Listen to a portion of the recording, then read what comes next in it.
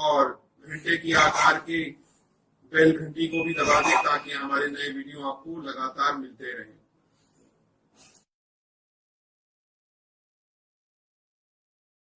नमस्कार दोस्तों, धर्म रहस्य चैनल पर आपका एक बार फिर से स्वागत है। खुशबू वाली सुगंधा का सच्चा अनुभव ये भाग 10 है। चलिए शुरू करते हैं। पढ़ते हैं प्रतीक जी के पत्र को और आप लोगों के लिए किस प्रकार से आपको एक प्रेरणा देने वाला है और कुछ चीज़ें सिखाने वाला है। तो चलिए शुरू करते हैं इनके पत्र को।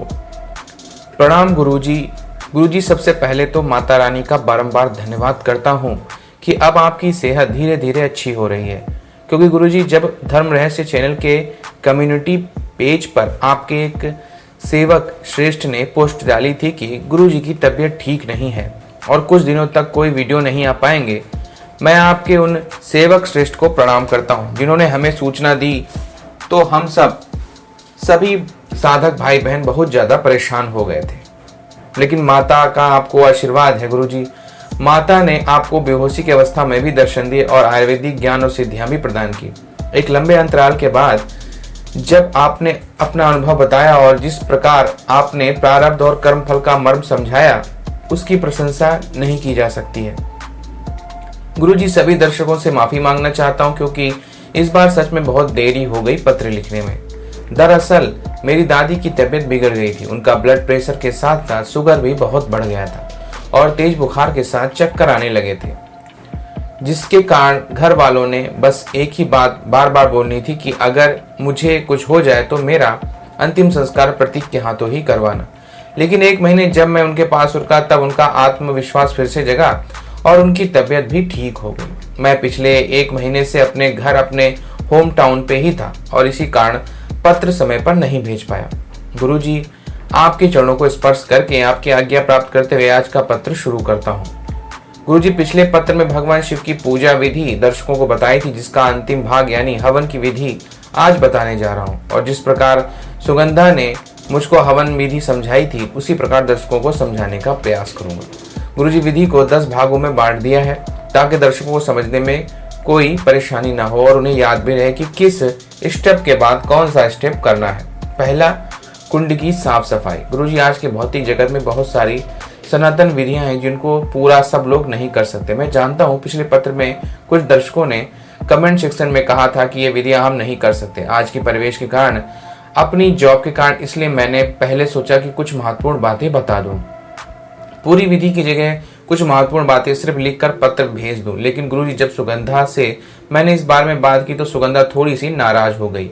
सुगंधा ने मुझसे कहा कि या तो अनुभव भेजना बंद कर दीजिए और अगर अनुभव भेज रहे हैं तो किसी भी विधि को पूरा बताइए। अधूरा ज्ञान कभी कभी घातक हो जाता है। सुगंधा ने मुझसे कहा कि आज भी ऐसे मठ और मंदिर, गुरु आश्रम और गुरुकुल हैं जहाँ सनातन धर्म और धार्मिक कार्यक्रम कांड का ज्ञान शिष्यों को दिया जाता है और आपकी बताई हुई विधि उस साधक के लिए बहुत उपयोगी होगी। गुरुजी, सुगंधा बहुत जिद्दी है और उससे बहस भी कोई मैं जीत नहीं सकता, तो विधि पूरी बताऊंगा और कैसे एडजस्ट करना है उसको भी बताऊंगा, ताकि मेरी तरह जो वर्किंग लोग हैं और शहरों में रहते हैं वो भी वैदिक विधि के अनुसार हवन कर सकें और उसके परिणाम स्वरूप जीवन में शुभ लाभों और आरोग्यता को प्राप्त कर सकें।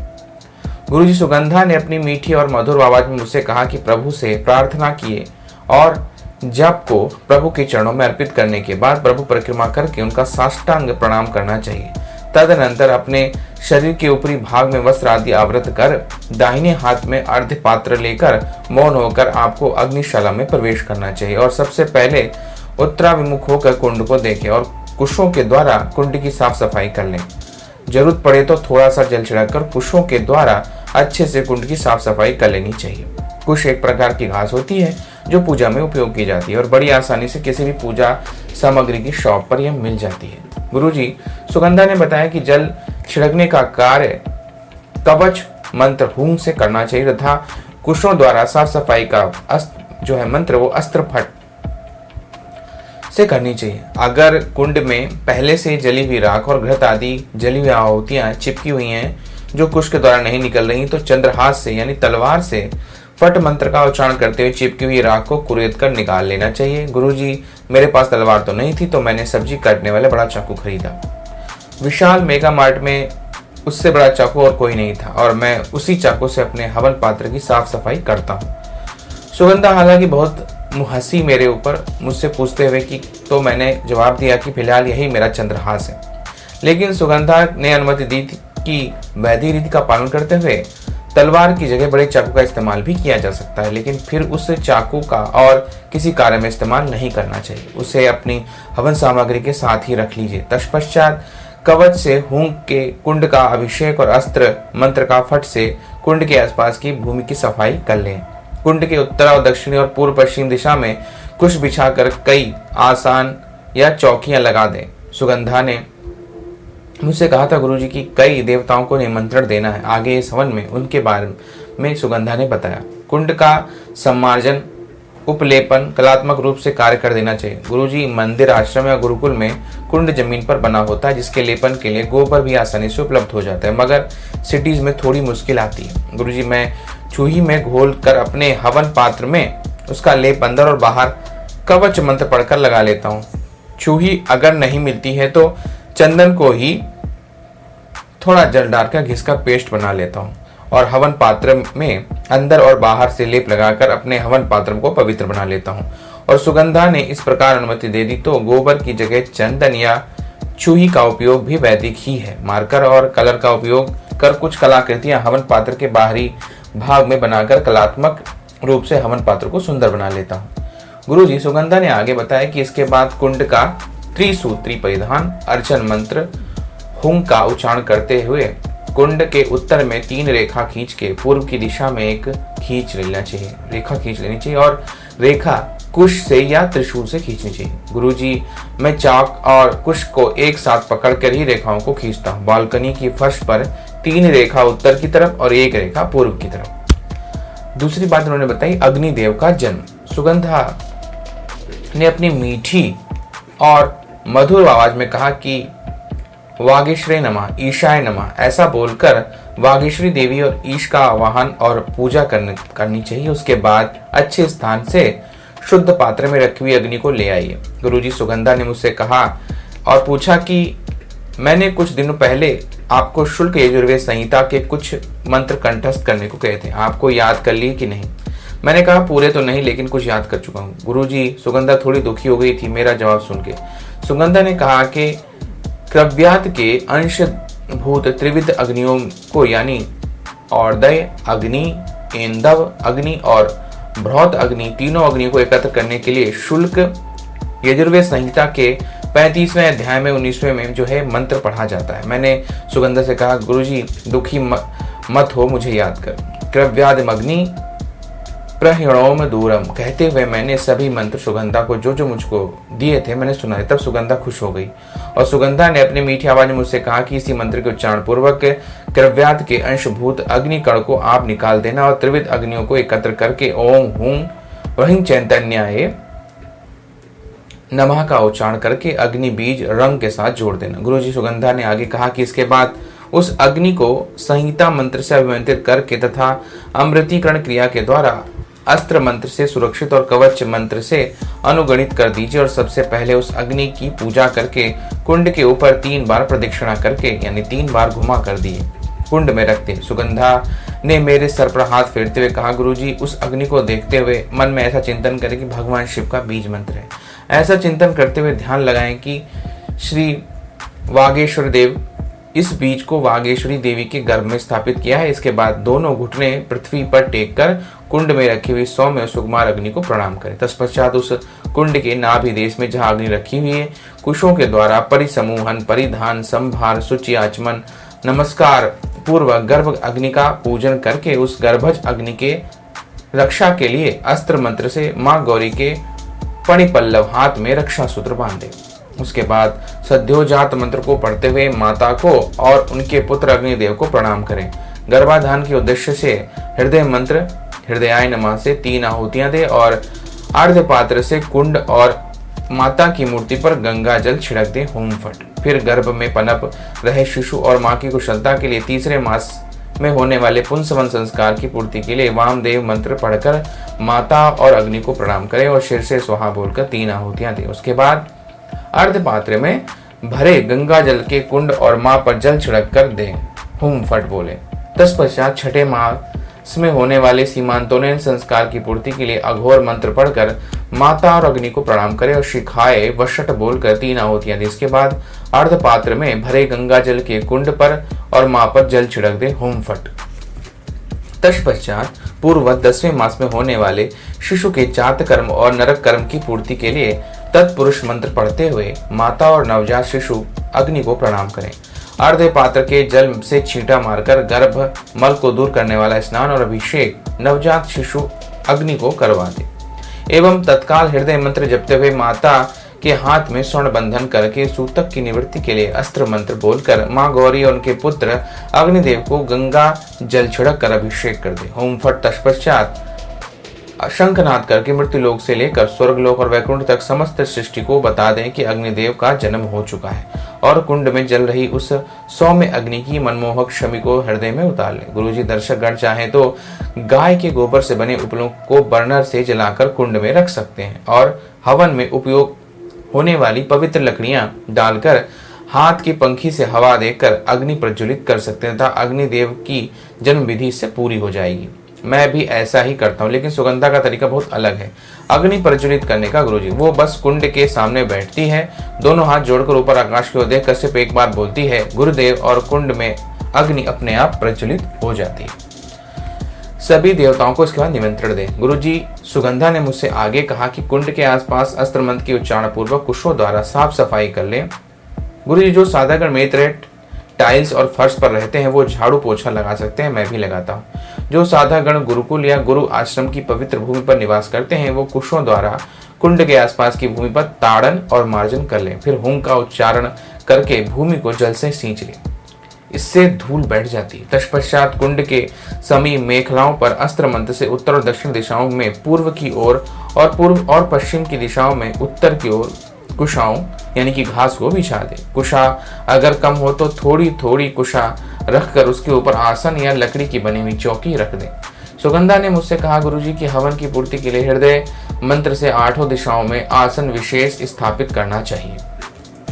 तत्पश्चात बालक अग्नि के नालक छेदन उद्देश्य से 5 संविधाओं यानी कि हवन में उपयोग आने वाली लकड़ी को संविधा कहते हैं। 5 संविधा के मूल भाग को घी में डुबोकर उन 5 की आहुति दे। तत्पश्चात ब्रह्मा शंकर विष्णु अनंत औकार दुर्वा और अक्षत आदि से पूजन कर ले। पूजन करते समय उनके नाम के अंत में नमः का उच्चारण करते हुए जैसे कि ब्रह्मणे नमः, शंकराय नमः, विष्णवे नमः, अनंताय नमः। फिर कुंड के चारों ओर रखे आसनों पर सभी देवताओं का आवाहन कर नाम लेकर कहें पूर्व में आमंत्रण दे ओम सूर्य सुमूर्तये नमः आगच्छ देव आगच्छ। अग्निकोण में आमंत्रण दे ओम चंद्रमूर्तये नमः आगच्छ देव आगच्छ। दक्षिण मंत्र में आमंत्रण देना है कि ओम पृथ्वी मूर्तये नमः आगच्छ देव आगच्छ। नैऋत्य कोण में आमंत्रण दे ओम जल मूर्तये नमः आगच्छ देव आगच्छ। पश्चिम में आमंत्रण दे ओम वाहिन मूर्तये नमः आगच्छ देव आगच्छ। वायव्य कोण में आमंत्रण दे ओम वायु मूर्तये नमः आगच्छ देव आगच्छ। उत्तर में आमंत्रण दे ओम आकाश मूर्तये नमः आगच्छ देव आगच्छ। और ईशान कोण में आमंत्रण दे ओम इंद्र मूर्तये नमः आगच्छ देव आगच्छ। सुगंधा ने अपनी मीठी और मधुर आवाज से मुझसे कहा गुरुजी इस प्रकार सभी देवताओं को उनका नाम लेकर आमंत्रण देना चाहिए। अंत में आगच्छ देव आगच्छ बोलना चाहिए यानी आइए देव आसन ग्रहण कीजिए। ये भावना करनी चाहिए कि सबका मुख बालक अग्नि की ओर है और सभी देवता इतने सुंदर और तेजस्वी नवजात शिशु को देखकर मंत्र मुग्ध हैं और सम्मोहित हो चुके हैं। सभी देवताओं को प्रणाम करके उन्हें तथा भगवान शिव की आज्ञा सुना के देवताओं तुम सब लोग विघ्न समूह का नाश करके मेरे पुत्र अग्नि की रक्षा करो, मेरा ये सब जो है आदेश है। तत्पश्चात स्त्रुक और स्त्रुव को लेकर उन्हें बारी बारी से कुंड में जल रही अग्नि में तपाएं और एक कुश के मूल मध्य और अग्र भाग को स्त्रुक और स्त्रुव का स्पर्श करा दें। स्पर्श हुए तीनों स्थानों को 3 नाम दें आत्म तत्व, विद्या तत्व और शिव तत्व और मंत्र पढ़कर उस कुश को अनुगणित कर दें। मंत्र इस प्रकार से ओम हांग आत्म तत्वाय नमः, ओम हांग विद्या तत्वाय नमः, ओम हांग शिव तत्वाय नमः। इन तीनों मंत्रों को अवगुणित कर उस कुश को देवराज इंद्र के आसन पर रख दें और देवराज को प्रणाम करके पुनः अपने आसन पर वापस बैठ जाइए। स्त्रुक और स्त्रुव की पूजा विधि। गुरुजी सुगंधा अपनी मीठी आवाज में समझाते हुए बोलती कि स्त्रुव में नमः के साथ शक्ति का और स्त्रुव में शिव का न्यास करें तथा यानी कि शक्तये नमः, शिवाय नमः। फिर 3 आवृत्ति में फैले हुए रक्षा सूत्र को स्तृक और स्तृप के ग्रीवा भाग में बांध दे। स्तृप चम्मचनुमा बर्तन होता है जिससे घी इत्यादि भरकर हवन कुंड में आहुति दी जाती है, जिससे हाथ नहीं जलते हैं। और अगर हवन पात्र छोटा है तो हाथ से दी आहुति दी जा सकती है। और स्तृप एक जो स्तृप होता है वो एक प्रकार का पात्र होता है जिसमें घी, लावा इत्यादि भरकर रखा जाता है। तो इन कहते हैं कि गुरुजी सुगंधा ने आगे बताया कि स्तृक और स्तृप में रक्षा सूत्र बांधने के बाद पुष्प आदि से उसका पूजन करें और गाय का घी स्तृक में भरकर अपने ब्रह्ममय होने की भावना करते हुए पात्र को हाथ में लेकर हृदय मंत्र जपते हुए कुंड के ऊपर अग्निकोण में एक बार घुमा ले। पुनः अपने स्वरूप के विष्णुमय होने की भावना करें और घृत को ईशान कोण में रखकर कुशा के अग्रभाग से घी निकालें और शीर्षे स्वाहा और विष्णुवे स्वाहा बोलकर भगवान विष्णु के लिए घी की एक बूंद की आहुति दें। फिर अपने स्वरूप की रुद्रमय होने की भावना करें और कुंड में जल रही अग्नि के ऊपर घृत की एक धारा गिराकर स्नान करवा दें। अब आहुति के नियम।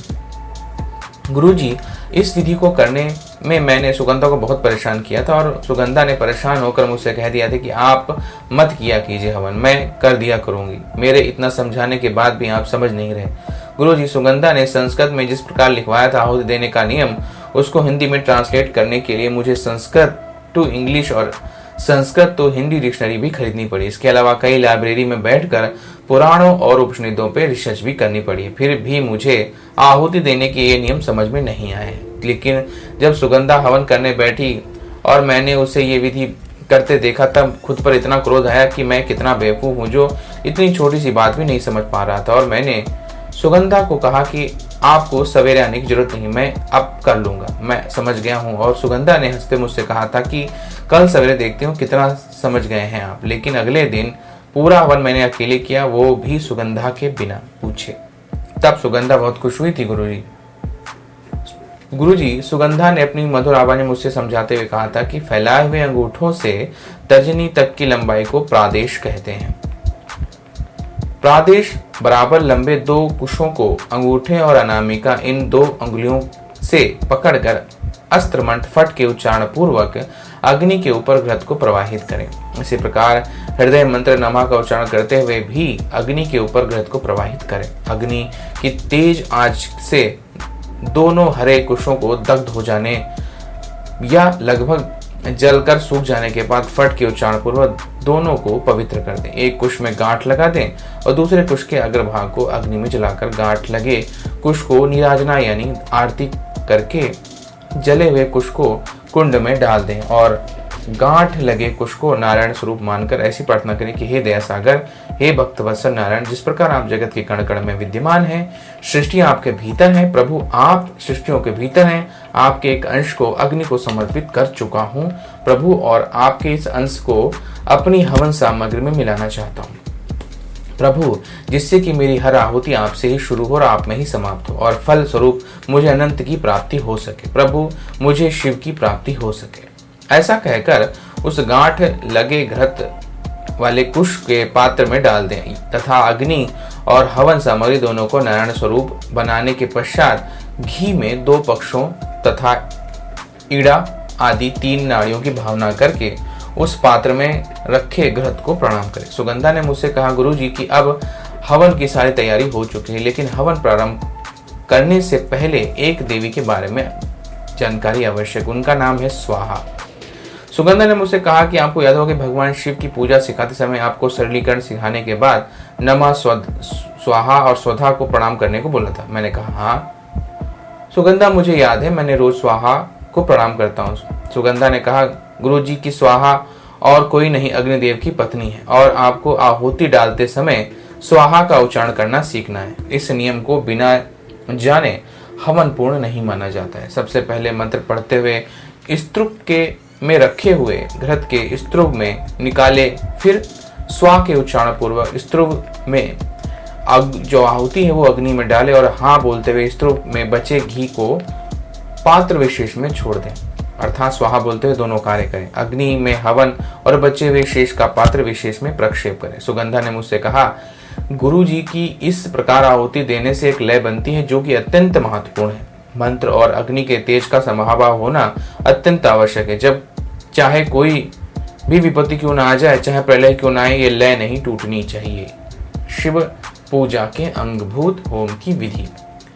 अब गुरुजी सुगंधा ने अपनी मीठी और मधुबान मुंह से कहा कि घृत में नारायण तीनों नाड़ियों के साथ 2 पक्ष आप पहले स्थापित कर चुके हैं। प्रथम नाड़ी का ध्यान करके इड़ा भाग से घृत लेकर ओम हाम अग्नि स्वाहा इस मंत्र का उच्चारण करके अग्नि में होम करें और हा शब्द के साथ ही स्त्रुव में बचे हुए घृत को अलग एक विशेष पात्र में डालें। इसके समय दोबारा स्त्रुव को डालें और दूसरी नाड़ी पिंगला का ध्यान करते ओम हांग सोमाय स्वाहा इस मंत्र का उच्चारण करके अग्नि में होम करें और हा शब्द के साथ ही स्त्रुव में बचे हुए घृत को पात्र विशेष में डालें। फिर सुषुम्ना नाम की तीसरी नाड़ी का ध्यान करते हुए घृत स्त्रुव से लेकर ओम हामाग्नि सोमाभ्याम स्वाहा कहकर आहुति डालें और हाँ शब्द के साथ स्त्रुव में बचे हुए घृत को पात्र विशेष में डालें। इसी प्रकार आहुति आपको डालनी है।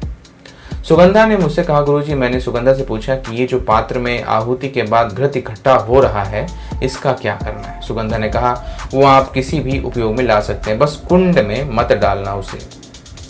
अब इसके बाद बालक अग्नि के मुंह में तीनों नेत्रों का उद्घाटन करने के लिए घृत भरकर स्त्रुव द्वारा चौथी आहुति दें। मंत्र है ओम हाम अग्नि स्वविष्कृते स्वाहा और फिर स्त्रुव को पात्र विशेष में खाली करने पश्चात ओम ह्रांग हृदय नमः, ओम ह्रांग शीर्षे स्वाम, ह्रांग कवचाय, ओम हांग अस्त्राय फट, ओम हांग नेत्राय वषट, ओम हांग शिखाय वषट इत्यादि इन 6 अंगों संबंधी मंत्रों द्वारा घृत को अभिमंत्रित कर लें तथा शिव स्वरूप अग्नि के 5 मुखों के लिए अभिधार होम, अनुसंधान होम मुखों को एकीकरण करने के लिए फिर होम करें।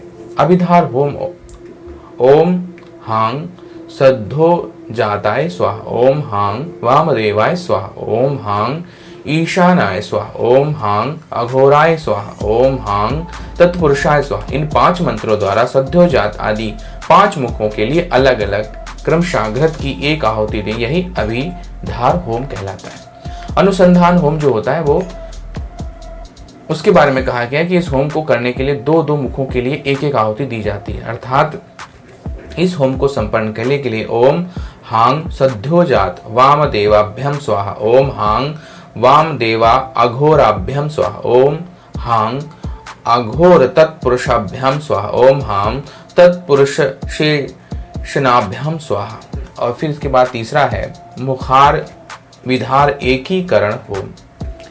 गुरुजी सुगंधा ने खुद अपने हाथों से घृत को बहाकर बताया था कि कुंड में नृत्यातीत कोण में से लेकर ईशान कोण तक और अग्नि कोण से लेकर वायव्य कोण तक की घी की अविच्छिन्न धारा यानी बिना धारा के टूटे हुए घृत को अग्नि के ऊपर बहाते हुए मंत्र पढ़ें। ओम हांग सद्योजात वाम देव वाघोर तत्पर पुरुषोभ्याम शभ्याम नमः स्वाहा। इस मंत्र के द्वारा आहुति देकर उन 5 मुखों की एकता करनी चाहिए। इस मंत्र से 5 मुखों के लिए एक ही आहुति देने से उन सबका एकीकरण हो जाता है तथा एक ही मुख सभी मुखों का आकार और गुण धारण कर लेता है।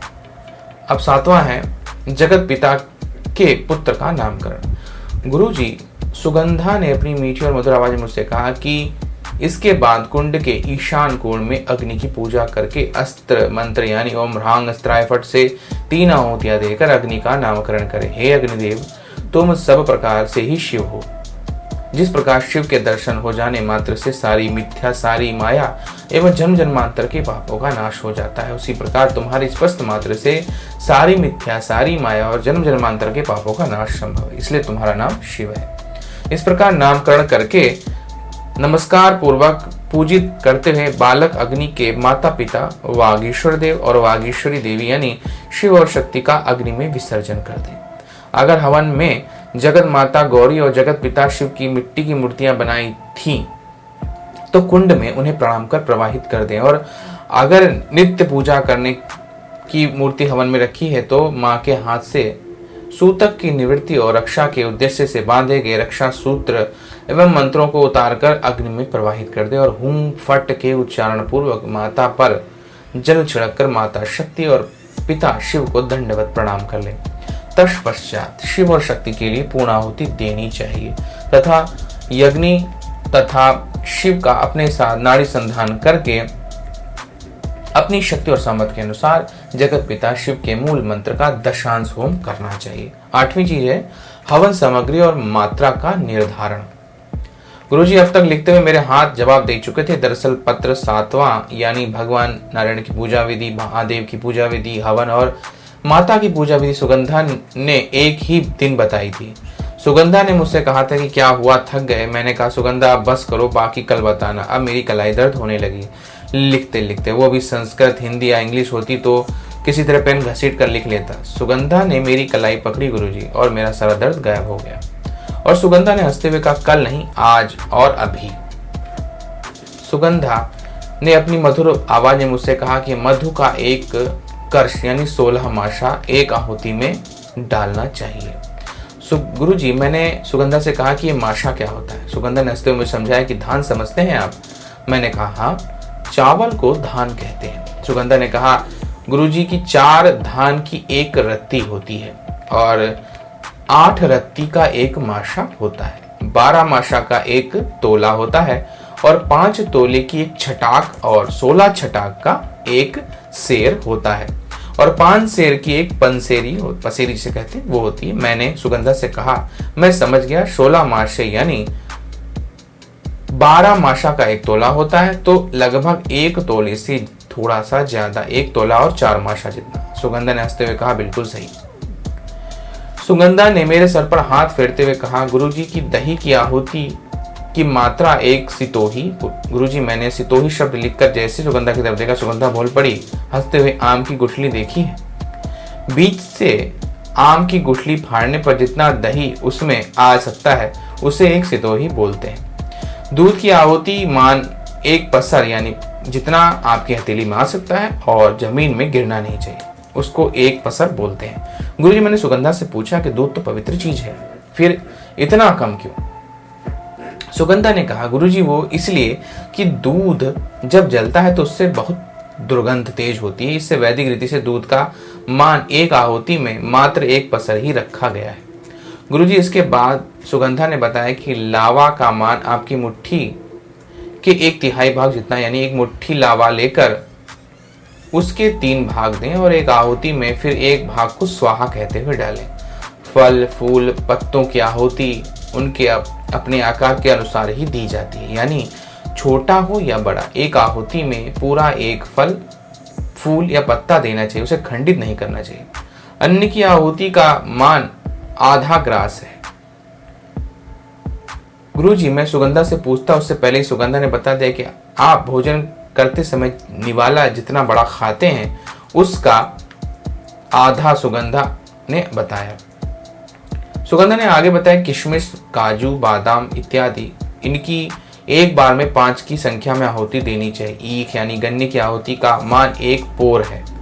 सुगंधा ने कहा गुरुजी की गांठ के ऊपर और नीचे से ना काटे, नहीं तो खंडित माना जाएगा। गांठ से तोड़कर 1 गांठ ईख की 1 आहुति दें, उसी को 1 पोर कहते हैं। लताओं की आहुतियों का मान 2-2 अंगुल है। समिधा यानी कि लकड़ी की आहुति का मान 10 अंगुल वैदिक रीति में बताया गया है। कपूर, चंदन, केसर, कस्तूरी की मात्रा 1 कलाय है। सुगंधा ने कहा गुरुजी की कलाय यानी मटर से बड़ी आहुति नहीं होनी चाहिए एक बार में, और इस प्रकार प्रणव तथा बीज पदों से युक्त मंत्रों द्वारा उत्तम होम करना चाहिए। इसके बाद क्षमा याचना की बात आती है।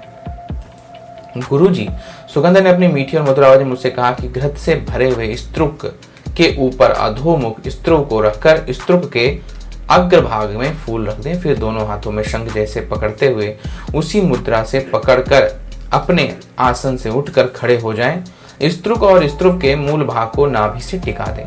इसके बाद स्तृक के मूल भाग को नाभि से उठाकर अपने हृदय पे रखें और ओम नमः शिवाय व षट इस मंत्र का मंत्र में उच्चारण करके घृत की पतली धारा के साथ अग्नि को होम दे और उस पुष्प को भी अग्नि में ही गिरा दे। इसके बाद चंदन और तांबूल आदि लेकर भक्ति भावना से भगवान शिव के ऐश्वर्य की वंदना करते हुए उनको चरणों को साष्टांग दंडवत प्रणाम करें और भगवान शिव से प्रार्थना करें, प्रभु मेरे अपराधों को क्षमा करें। न सिर्फ आज हवन में हुई गलतियों को, बल्कि आज तक जो कुछ मैंने शुभ अशुभ कर्म किए हैं उन सबको मुझे मुक्त कर दीजिए। प्रभु आप मुझे शरण में लीजिए। ऐसा कहकर तेजस्वी प्रतिनिधियों को बड़ी श्रद्धा के साथ अपने हृदय कमलों में स्थापित कीजिए। अब बलि देने की विधि। गुरुजी, सुगंधा ने अपनी मीठी और मधुर आवाज में मुझसे कहा कि कुंड के पास अग्नि कोण में 2 मंडल बना ले। एक में अंतर बलि दें, दूसरे में बाह्य बलि मंत्र, और प्रथम मंडल के भीतरी पूर्व दिशा में ओम हाम रुद्रोभ्यो स्वाहा इस मंत्र से रुद्र के लिए बलि अर्पित किए। बलि देने का अर्थ यहाँ नारियल फोड़ने से है। दक्षिण दिशा में हांग मातृभ्य स्वाहा कहकर माता को बलि दें। पश्चिम दिशा में ओम हांग गणेभ्य स्वाहा तेभ्यम बलियमस्तु ऐसा कहकर गणों के लिए बलि दें। उत्तर दिशा में ओम हांग यक्षेभ्य स्वाहा तेभ्योभ्यम बलिरस्तुम ऐसा कहकर यक्षों को बलि अर्पित करनी चाहिए। ईशान कोण में ओम हांग गृहभ्य स्वाहा तेभ्यम बलिरस्तुम जो है इस प्रकार ग्रहों के लिए बलि दे। अग्निकोण में हांग असुरेभ्य स्वाहा तेभ्यम बलिरस्तुम कहकर असुरों को बलि दे। नृत्य कोण में हांग रक्षोभ्य स्वाहा तेभ्यम बलिरस्तुम कहकर रक्षों के लिए बलि देनी चाहिए। वायव्य कोण में ओम हाम नागेभ्य स्वाहा तेभ्यम बलिरस्तु ऐसा कहकर नागों तथा मंडल के मध्य में ओम हांग नक्षत्रभ्य तेभ्यम बलिरस्तु कहकर नक्षत्रों के लिए भी बलि अर्पित करें। इसी तरह ओम हांग राशिभ्य स्वाहा तेभ्यम बलिरस्तु कहकर अग्नि कोण की राशियों के लिए बलि अर्पित करें। ओम हांग विश्वभ्यो देवभ्यो स्वाहा तेभ्यम बलिरस्तु कहकर नेतृत्व कोण में शिव देवों के लिए तथा ओम हांग क्षेत्रफलाय स्वाहा दस्माय अयम बलिरस्तु कहकर पश्चिम में क्षेत्रपालों के लिए बलि देनी चाहिए। गुरुजी, सुगंधा ने अपनी मधुर आवाज में मुझसे कहा कि इसके बाद दूसरे बाहर के मंडल में पूर्व दिशा में क्रम में इंद्र है, अग्नि है, यम है, नैतृत्य है, जलेश्वर है, वरुण, वायु, धन के रक्षक कुबेर तथा ईशान के लिए उनका नाम लेकर उनके लिए बलि अर्पित करनी चाहिए। और अंत में ईशान कोण में ओम राम ब्रह्मणे नमः स्वाहा ब्रह्मा जी के लिए और नृत्य कोण में ओम राम विष्णुवे नमः स्वाहा कहकर भगवान विष्णु को भी बलि देनी चाहिए। आंतर और बाह्य में फोड़े गए सभी नारियलों को उठा ले और पूजा में चढ़ाए गए फल मिष्ठान नैवेद्य पंचगव्य को साथ रखकर महाप्रसाद बना लें और महादेव की पूजा का ये प्रसाद सबको देना चाहिए। ऊंच नीच मनुष्य पशु जाति कुजाति का भेद किए हुए बिना ये सब चीजों का मतलब इस चीज को किसी तरह से भेद नहीं करना है, किसी को छोटा बड़ा ना मानते हुए सबको प्रसाद वितरण करें। इस प्रकार महादेव की पूजा संपन्न की जाती है और इससे साधक मोक्ष का अधिकारी बनता है। गुरुजी, 5वें और 6वें भाग में दर्शकों ने मुझसे कहा था कि सुगंधा जब भी भगवान की पूजा विधि बताए उसकी जानकारी हमसे साझा करें। तो आज भगवान नारायण की पूजा विधि भाग 7 में और भगवान विष्णु की पूजा विधि भाग 9 में आज हवन विधि बता दिया हूँ। माता रानी की पूजा विधि नहीं बता पाऊंगा गुरुजी, क्योंकि सुगंधा ने अनुमति नहीं दी थी। उसकी प्रमुख वजह यह है कि बिना गुरु के माँ के अनुभव बर्दाश्त कर पाना असंभव है और एक बार पत्र प्रेषित होने के बाद जरूरी ही नहीं कि अनुभव सुनने वाला हर व्यक्ति गुरु दीक्षित ही हो।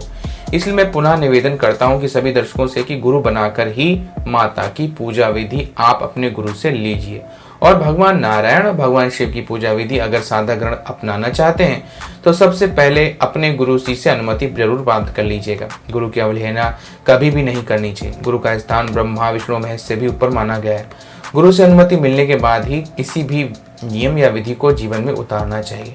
इसके अलावा सुगंधा ने मुझसे कहा कि हमेशा हवन पात्र बढ़ा लेना चाहिए ताकि इतनी अग्नि उसमें प्रज्वलित हो जा सके कि लकड़ियां डाल सके और आहुति पूरी कर जल जाए, तभी हवन का फल प्राप्त होता है। और उससे निकलने वाला धुआं न सिर्फ वायुमंडल को शुद्ध बनाता है बल्कि घर के भीतर और बाहर नकारात्मक ऊर्जा को भगाकर घर को शुद्ध कर देता है। साधक का आभा मंडल भी मंत्रों के उच्चारण करने से अग्नि में शरीर तपने से मजबूत हो जाता है और गंभीर से गंभीर रोगों से मुक्ति भी मिल जाती है।